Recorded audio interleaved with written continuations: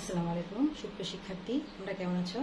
আজকে আমি তোমাদেরকে বাংলাদেশের বিশ্ব পরিচয় বইয়ে নবম দশম শ্রেণীর দশম অধ্যায় জাতীয় সম্পদ ও অর্থনৈতিক ব্যবস্থা সম্পর্কে আলোচনা করব। অর্থাৎ জাতীয় সম্পদ ও অর্থনৈতিক ব্যবস্থা। এখানে আমরা প্রথমে কি জানবো? সম্পদ, সম্পদের প্রকারভেদ, উৎস, জাতীয় সম্পদ সংরক্ষণ, অপচয়, বিভিন্ন প্রকার অর্থনৈতিক ব্যবস্থা সম্পর্কে আমরা জানবো। প্রথমে আমরা সম্পদ সম্পর্কে জানবো। এই অধ্যায়ে সম্পদ কি?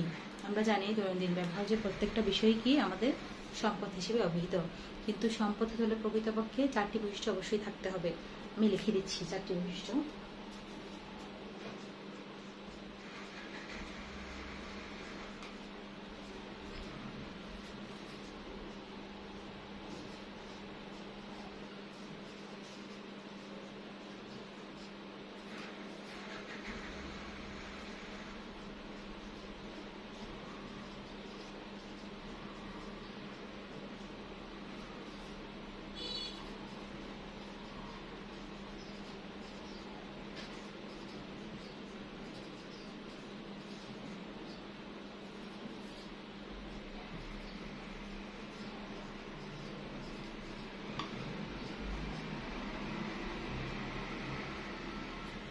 অর্থাৎ সম্পদ হতে হলে এই চারটি বৈশিষ্ট্য অবশ্যই প্রয়োজনীয়, এবং যে কোনো উপাদানের বস্তু বা কোনো বিষয়েই এই চারটি বৈশিষ্ট্য থাকলে তবেই তাকে সম্পদ বলে অভিহিত করা হবে।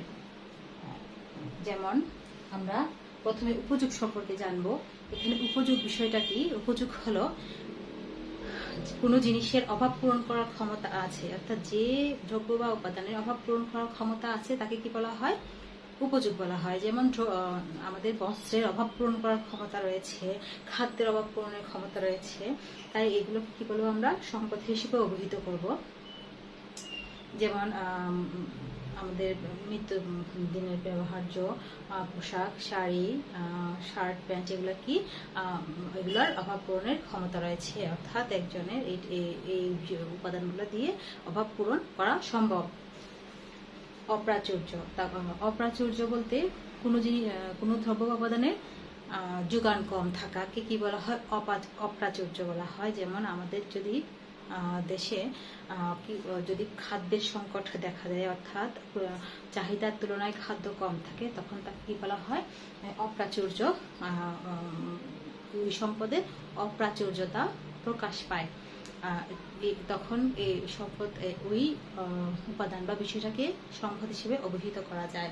অর্থাৎ হস্তান্তর যোগ্যতা। পরে আমরা জানবো হস্তান্তর যোগ্যতা অর্থাৎ পরিবর্তন করা, বিনিময় করা, অর্থাৎ যে দ্রব্য উপাদানের পরিবর্তন বা বিনিময় সম্ভব তাকে কি বলা হয়, এবং ব্যক্তি মালিকানা পরিবর্তনের সুযোগ আছে তাকে কি বলা হয়? সম্পদ বলা হয়।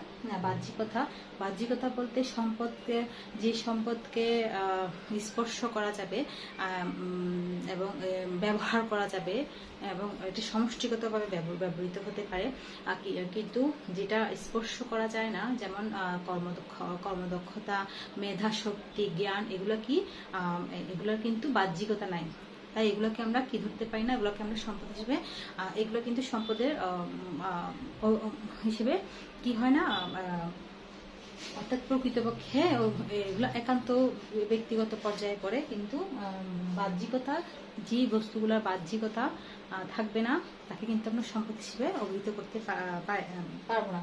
অর্থাৎ সম্পদ হতে গেলে অবশ্যই কি করতে হবে? এই চারটা বৈশিষ্ট্য থাকতে হবে। যেমন উপযোগ, অপ্রাচুর্য, হস্তান্তর যোগ্যতা এবং বাহ্যিকতা। এই চারটা বিষয় নিয়ে কিন্তু কি সম্পদ গঠিত হয় বা সম্পদ হিসেবে অভিহিত হয় প্রত্যেকটা উপাদান।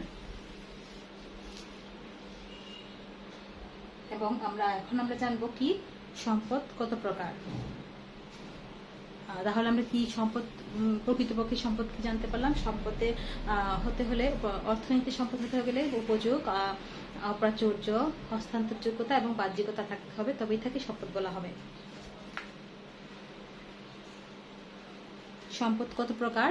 এখন আমরা জানবো সম্পদের প্রকারভেদ। সম্পদ কত প্রকার? সম্পদ 5 প্রকার। কি কি?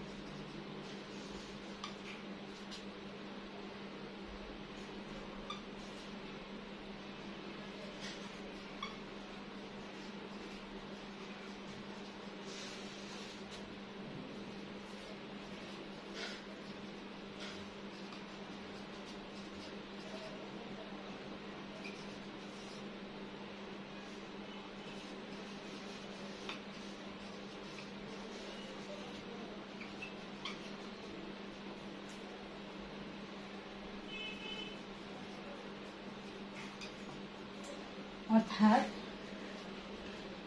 সম্পদ 5 প্রকার, যথা ব্যক্তিগত সম্পদ, একান্ত ব্যক্তিগত সম্পদ, সমষ্টিগত সম্পদ, জাতীয় ও আন্তর্জাতিক সম্পদ। এখন আমরা জানবো এই ব্যক্তিগত সম্পদ কি। যে সম্পদগুলো আমাদের নিজেদের, যেমন আমাদের নিজস্ব ঘর বাড়ি, আসবাবপত্র, বিভিন্ন ধরনের তৈজসপত্র, তারপর হচ্ছে যে ফার্নিচার, হাসপাতাল, সরকারি, আমাদের নিজ উদ্যোগে তৈরি বিভিন্ন প্রতিষ্ঠান কি, এগুলো আমাদের ব্যক্তিগত সম্পদ। আর একান্ত ব্যক্তিগত সম্পদ হচ্ছে আমাদের যে মেধা শক্তি, কর্মদক্ষতা, আমাদের যে জ্ঞান, এগুলাকে কি বলি আমরা, একান্ত ব্যক্তিগত সম্পদ। এগুলা কিন্তু হস্তান্তর করা যায় না। তারপর হচ্ছে যে কি সমষ্টিগত সম্পদ। সমষ্টিগত সম্পদ হচ্ছে সামাজিকভাবে বসবাস করার ক্ষেত্রে আমরা যে সম্পদগুলো ব্যবহার করে থাকি সকলে মিলেমিশে সহযোগিতার মাধ্যমে, এগুলাকে বলা হয় কি সমষ্টিগত সম্পদ। যেমন টিউবওয়েল, রাস্তা, সেতু, তারপর হচ্ছে যে বিভিন্ন ধরনের সামাজিক উপাদান, রাস্তাঘাট, এগুলো প্রত্যেকটাই কি আমাদের সমষ্টিগত সম্পদের অন্তর্ভুক্ত। আবার হচ্ছে সমষ্টিগত, জাতীয় সম্পদ হচ্ছে যে ব্যক্তিগত, একান্ত ব্যক্তিগত এবং সমষ্টিগত সম্পদের সমন্বয়ে যে সব প্রত্যেকটা সম্পদকে আমরা কি বলি, জাতীয় সম্পদ বলি। যেমন স্থাপনা, বিভিন্ন স্থাপনা, ব্রিজ, সেতু, কালভার্ট, বনজ, স্থলজ এবং জলজ সম্পদ, এই প্রত্যেকটাই কি আমাদের জাতীয় সম্পদের অন্তর্ভুক্ত। একটি রাষ্ট্রের অভ্যন্তরীণ প্রত্যেকটা সম্পদই কি জাতীয় সম্পদ। এবং আন্তর্জাতিক সম্পদ। আন্তর্জাতিক সম্পদ হচ্ছে যে কোনো রাষ্ট্র, যে সম্পদ কোনো রাষ্ট্র একান্ত নিজের হিসেবে ব্যবহার না করে বিশ্বের প্রত্যেকটা রাষ্ট্রই ব্যবহার করতে পারে, ওই সম্পদ প্রত্যেকটা রাষ্ট্র, ওই সম্পদকেই বলা হয় কি আন্তর্জাতিক সম্পদ। যেমন সাগর, মহাসাগর, পেটেন্টবিহীন কি কর্মদক্ষতা, প্রযুক্তি, এগুলোকে কি বলা হয় আন্তর্জাতিক সম্পদ। এগুলো সবাই মিলে অর্থাৎ আন্তর্জাতিকভাবে ব্যবহার করে, এই সম্পদগুলোকে বলা হয় আন্তর্জাতিক সম্পদ। তাহলে আমরা সম্পদের প্রকারভেদ জানলাম। এবং সম্পদের উৎস, এই যে সম্পদের উৎস কয়টি, আমরা কোথা থেকে সম্পদ পেয়ে থাকি। হ্যাঁ, সম্পদের উৎস থেকে সম্পদ পেয়ে থাকি। সম্পদের উৎস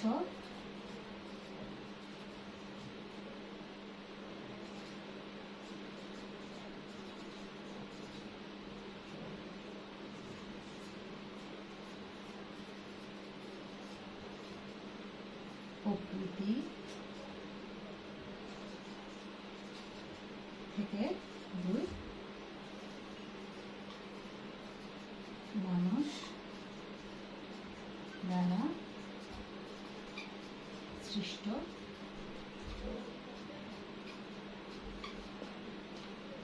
অর্থাৎ সম্পদ আমরা 2 ভাবে পেয়ে থাকি। উৎস, এই 2টা উৎস, একটি হচ্ছে প্রকৃতি থেকে প্রাকৃতিকভাবে যে সম্পদগুলো আমরা পেয়ে থাকি, আর দ্বিতীয় হচ্ছে যে মানুষ দ্বারা সৃষ্ট সম্পদ। প্রকৃতি থেকে আমরা সম্পদ, যে সম্পদগুলো পেয়ে থাকি, যে সেগুলো হলো গাছপালা, নদী নালা, তারপর হচ্ছে খাল, বিল, সাগর, ফলমূল, তারপর হচ্ছে বনজ সম্পদ, স্থলজ সম্পদ। প্রত্যেকটা উপাদানে কি আমাদের প্রাকৃতিক সম্পদের প্রকৃতি থেকে পেয়ে থাকি। আর মানুষ দ্বারা সৃষ্ট সম্পদ হলো যে এই প্রকৃতি থেকে যে সম্পদগুলা রূপান্তর করে মানুষ নিজেদের চাহিদা পূরণে সক্ষম হয়, সেগুলোকে কি বলা হয় মনুষ্য দ্বারা সৃষ্ট সম্পদ। যেমন চেয়ার, টেবল, বিভিন্ন তৈরি খাদ্য উপাদান, প্রত্যেকটাই কি মনুষ্য দ্বারা সৃষ্ট সম্পদ। এই যে আমরা দালান কোঠা তৈরি করি, ইট, এগুলো প্রত্যেকটা ইট, রড, সিমেন্ট, প্রত্যেকটা কি আমরা প্রকৃতি থেকে রূপান্তরিত করে বিভিন্ন স্থাপনা বা বিভিন্ন দ্রব্য সামগ্রীতে রূপান্তরিত করতে পারি। যেমন গাছ থেকে আমরা কি পেয়ে থাকি, আর বিভিন্ন ধরনের আসবাবপত্র তৈরি করতে পারি, রূপান্তরিত করে। আর তারপর আবার গাছ থেকে যে তুলা থেকে আবার কি সুতা থেকে আবার কি কাপড়ে রূপান্তরিত করা যায়। এভাবে কি করা হয়,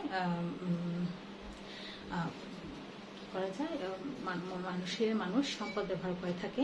আবার একদিকে হচ্ছে যে যেমন যে কাঁচ তৈরির ক্ষেত্রে কিন্তু আমরা প্রাকৃতিক সম্পদ ব্যবহার করে থাকি, যেমন বালি ইত্যাদি বিষয় ব্যবহার করে থাকি।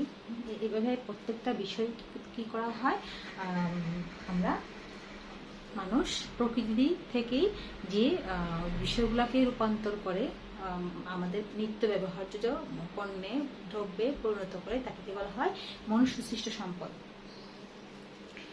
এখন আমরা বলবো জাতীয় সম্পদ সংরক্ষণ, অপচয় ও অপচয়।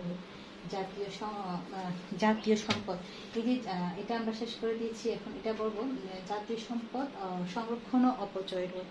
জাতীয় সম্পদ আমরা জানি ব্যক্তিগত, একান্ত ব্যক্তিগত এবং সমষ্টিগত সম্পদ একত্রে কি হয়, জাতীয় সম্পদের অন্তর্ভুক্ত। এবং প্রত্যেকটা সম্পদই আমাদের কি করতে হয়, সংরক্ষণে রাখতে হয় এবং এর অপচয় কিভাবে রোধ করা যায় সেদিকে খেয়াল রাখতে হয়। এবং মানুষ এক্ষেত্রে কি করতে হবে, জনগণের সচেতনতা বৃদ্ধি করতে হবে এবং তদারকি ও বাস্তবায়ন প্রক্রিয়া অব্যাহত রাখতে হবে। কারণ হচ্ছে যেমন বনজ সম্পদ, স্থলজ সম্পদ, জলজ সম্পদ যেগুলো আছে সেগুলো প্রত্যেকটা বিষয়কে কি করতে হয়, মানুষ অতিরিক্ত যাতে ব্যবহার না করে, যাতে এখানে অসৎ ব্যবসায়ী দ্বারা কি কোনো হস্তান্তর না হয়, তাই কি করতে হবে, সরকারকে বিভিন্ন ধরনের পদক্ষেপ গ্রহণ করতে হবে, জনগণকে সজাগ দৃষ্টি রাখতে হবে এবং সচেতনতার সহিত কাজ করতে হবে। এবং সরকার ও জনগণ পারস্পরিক সহযোগিতার মাধ্যমে সামাজিক এই মূল্যবোধ বজায় রেখে প্রত্যেকটা কাজই সম্পন্ন করতে হবে। তার ফলে কি হবে, প্রত্যেকটা সম্পত্তি আমাদের সংরক্ষিত থাকবে।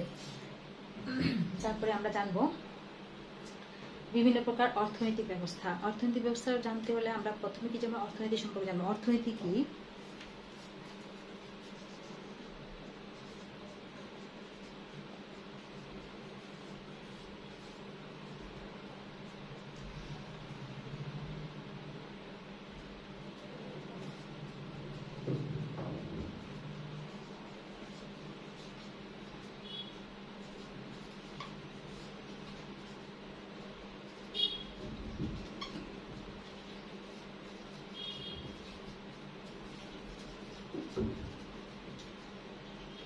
অর্থনীতি একটি সামাজিক বিজ্ঞান যা সীমিত সম্পদ ব্যবহার করে অসীম পূরণের জন্য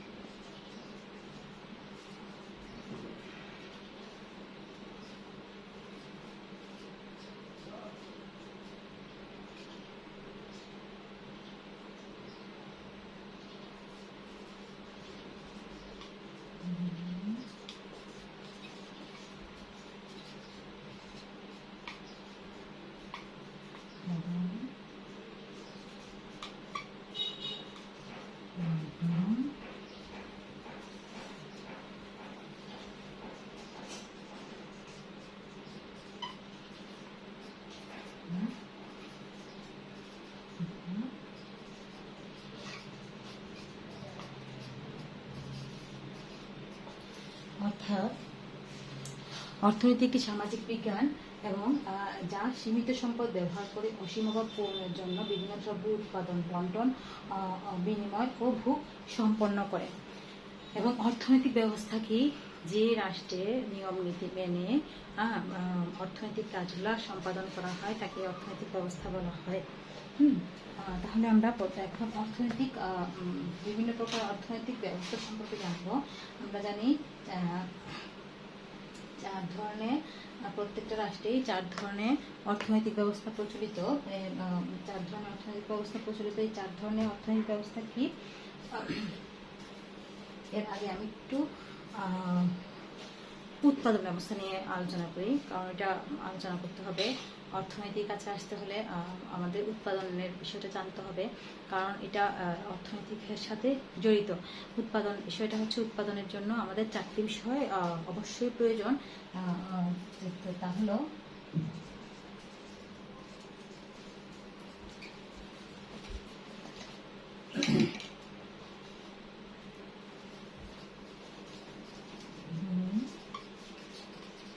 শ্রম,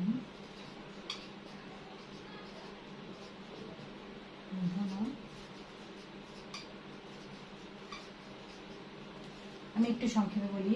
উৎপাদনের জন্য অবশ্যই ভূমি প্রয়োজন, অর্থাৎ যেখানে আমরা উৎপাদন সম্পন্ন করব সেই জায়গাটা আমাদের প্রথমে সিলেক্ট করতে হবে যে কোথায় আমরা উৎপাদন করব।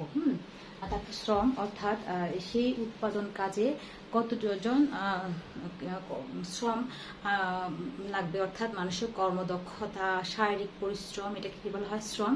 এবং এই বিষয়গুলা কতটুকু লাগবে বা কিভাবে প্রয়োগ করা হবে, কাদের দ্বারা সম্পন্ন হবে, এইটা আমাদেরকে মাথায় রাখতে হবে উৎপাদনের ক্ষেত্রে।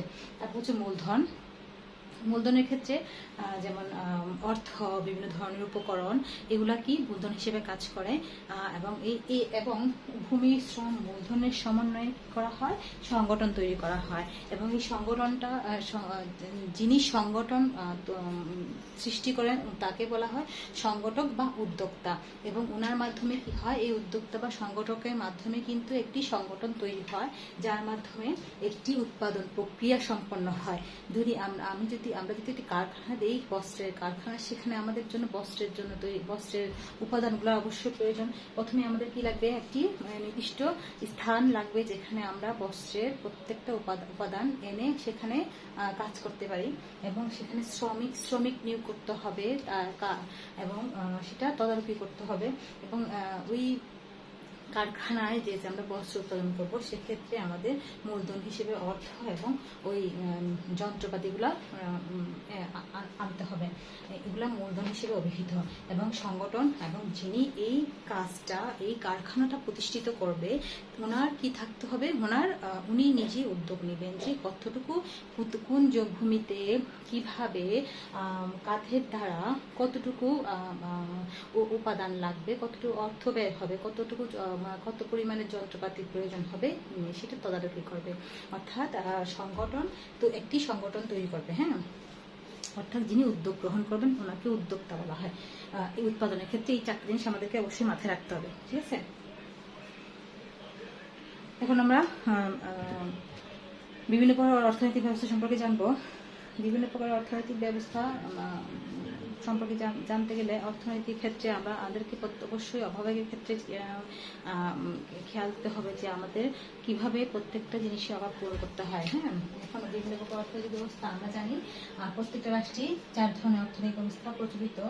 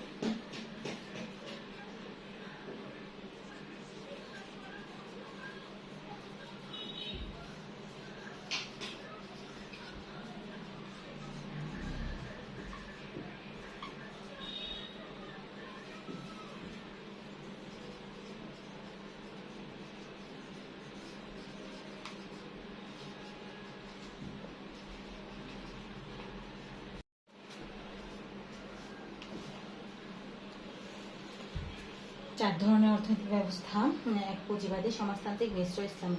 পুঁজিবাদী অর্থনৈতিক ব্যবস্থা হচ্ছে যে অর্থনৈতিক ব্যবস্থা ব্যক্তি মালিকানা স্বীকৃত তাকে পুঁজিবাদী অর্থনৈতিক ব্যবস্থা থাকে, অর্থাৎ এখানে ব্যক্তি নিজের উদ্যোগে মালিকানা নিজের উদ্যোগে অর্থনৈতিক ব্যবস্থা পরিচালনা করবে। সেখানে ভোক্তার স্বাধীনতা থাকবে না, অবাধ প্রতিযোগিতা থাকবে, মুক্ত বাজার অর্থনীতি বিদ্যমান থাকবে। এটা হচ্ছে পুঁজিবাদী অর্থনীতির বৈশিষ্ট্য এবং এটাই হচ্ছে পুঁজিবাদী অর্থনীতি। সমাজতান্ত্রিক অর্থনীতি হচ্ছে সরকারি মালিকানাধীন, অর্থাৎ ব্যক্তিগত মালিকানা থাকবে না, সেখানে সরকারি মালিকানা স্বীকৃত থাকবে।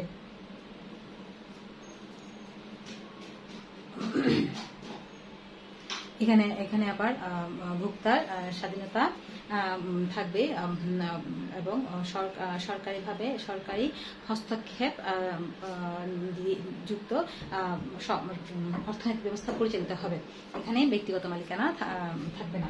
মিশ্র অর্থনৈতিক ব্যবস্থা হচ্ছে সরকারি এবং পুঁজিবাদী এবং সমাজতান্ত্রিক, অর্থাৎ সরকারি ও বেসরকারি, ব্যক্তিগত এবং সরকারি মালিকানা উভয় যে অর্থ ব্যবস্থায় বিদ্যমান তাকে কিন্তু মিশ্র অর্থনৈতিক ব্যবস্থা বলে। এখানে বাজার অর্থনীতি বিদ্যমান, অর্থাৎ মুক্ত বাজার অর্থনীতি বিদ্যমান, ভোক্তার স্বাধীনতাও থাকবে, আবার দিকে সরকারি হস্তক্ষেপও থাকবে। তাকে কি বলা হয়? মিশ্র অর্থনৈতিক ব্যবস্থা বলা হয়। হ্যাঁ, যে অর্থ ব্যবস্থায় অবাধ প্রতিযোগিতা থাকবে তাকে কি বলা হয়? মিশ্র অর্থনৈতিক ব্যবস্থা, অর্থাৎ সরকারি বেসরকারি উভয় মালিকানাধীন যে অর্থনৈতিক ব্যবস্থা স্বীকৃত সেই অর্থনৈতিক ব্যবস্থাকে কি বলা হয়? মিশ্র অর্থনৈতিক ব্যবস্থা। ইসলামী অর্থনৈতিক ব্যবস্থা হচ্ছে, আমি সংক্ষিপ্ত আকারে বলে দিচ্ছি, ইসলামিক অর্থনৈতিক ব্যবস্থা হচ্ছে শরিয়া অনুযায়ী মহানবী হযরত মুহাম্মদ সাল্লাল্লাহু আলাইহি ওয়াসাল্লামের দেখানো অর্থনৈতিক ব্যবস্থার অনুসারে এবং ইসলামের 5টি স্তম্ভ মেনেই কি করা হয়? ইসলামী অর্থ ব্যবস্থা পরিচালিত হয়।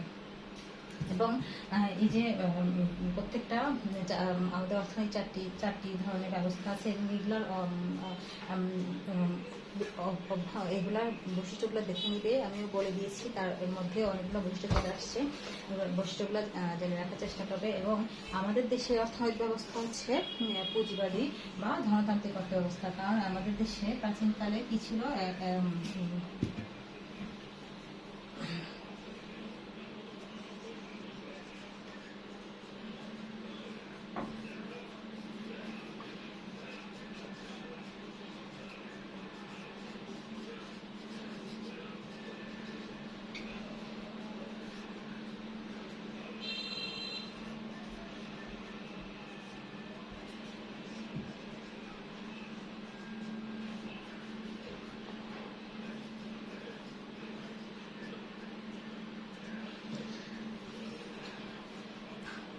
যখন আমাদের প্রাচীন বাংলার কি ছিল? প্রাচীন বাংলায় ধনতান্ত্রিক অর্থব্যবস্থা প্রচলিত ছিল, অর্থাৎ ভূস্বামী দ্বারা যে অর্থব্যবস্থা প্রচলিত ছিল, যারা ভূমির মালিক ছিলেন তাদেরকে কি করা, সেই অর্থব্যবস্থাকে বলা হতো কি?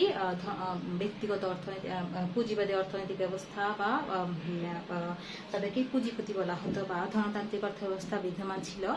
তারপর ব্রিটিশ শাসনের পরে কি হলো? আমাদের অর্থব্যবস্থার মধ্যে সরকারি হস্তক্ষেপ চলে আসলো। পরে আমাদের দেশে সরকারি ও বেসরকারি উভয় অর্থনৈতিক ব্যবস্থায় প্রচলিত, অর্থাৎ বাংলাদেশের অর্থনৈতিক ব্যবস্থা হচ্ছে মিশ্র অর্থনৈতিক ব্যবস্থা।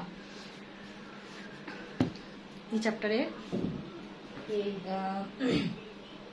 বিভিন্ন প্রকার অর্থনৈতিক ব্যবস্থার বৈশিষ্ট্যগুলো জেনে নিবে। এক্ষেত্রে আমি তোমাদেরকে একটা বিষয় বলি, জীবনে অনেক রকমের সমস্যা আসতে পারে।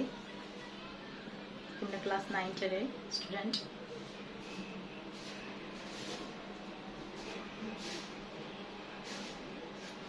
পরিস্থিতি স্বাভাবিক, সবারই ভালো মন্দ হতে পারে না, জীবনের প্রত্যেকটা পদক্ষেপে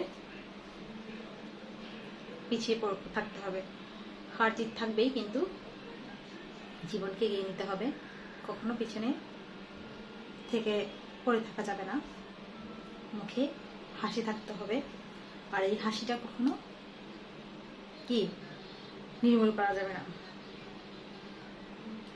অর্থাৎ তুমি হাসবে যত সমস্যাই থাকবে, হাসি ছাড়া যাবে না।